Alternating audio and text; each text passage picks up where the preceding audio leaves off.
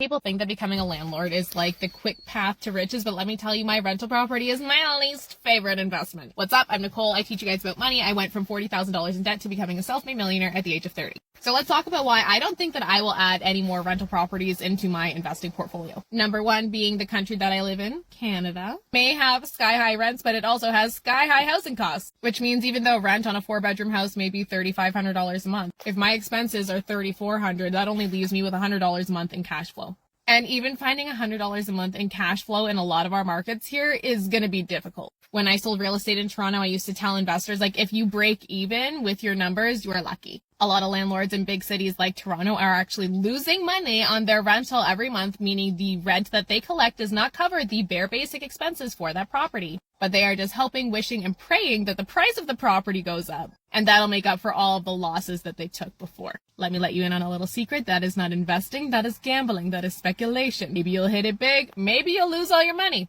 Because that brings me to point number 2. What a lot of people don't realize is as a landlord, you are personally responsible for the expenses of that property. That means if your tenant's not paying rent, you have to pay for it out of your paycheck. That means if something breaks in the property, you have to pay for it out of your paycheck. That means if you can't fill the unit, you have to pay for it out of your paycheck. And if you have put yourself in a situation where you are just breaking even or losing money every month, and that money is also coming out of your paycheck, where do you think these other costs get covered from? You are personally liable. At the end of the day, yourself, you are personally liable for the expenses of that property. I don't care if you're building equity. You can't access that equity until you sell the property or you take another loan against it. And then guess who's responsible for paying that loan back? You. If you've got minimal cash flow in the deal or no cash flow at all, like, take a step back and take a second look.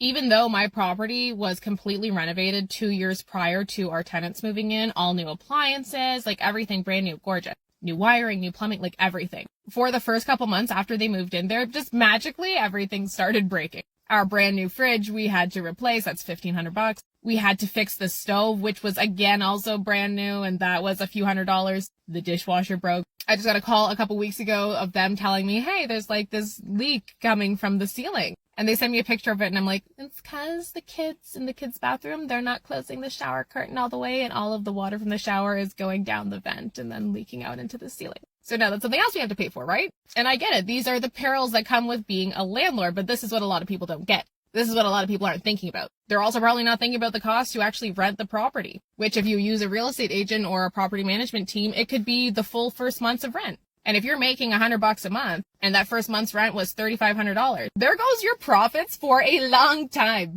Now, I don't know why it was, if it was because I worked in the real estate industry, if I was just jaded and I thought that real estate was like the only or the best way to build wealth, but I always thought that I was going to have a big portfolio of rental properties. And not that it can't make sense for different people in different situations, but you have to ask yourself if you want to have that personal liability. Like I built up a 6-month emergency fund for my rental property before I turned it into a rental because nobody wants to get caught with the pants down. You also have to ask yourself if you want to take on that added stress of that additional liability and responsibility. For me, when I started comparing the returns that I was getting on my rental property versus what I could get in something like a REIT, a real estate investment trust, which is where you buy a piece of a company that owns and operates real estate and then shares their profits with you, I was like, why?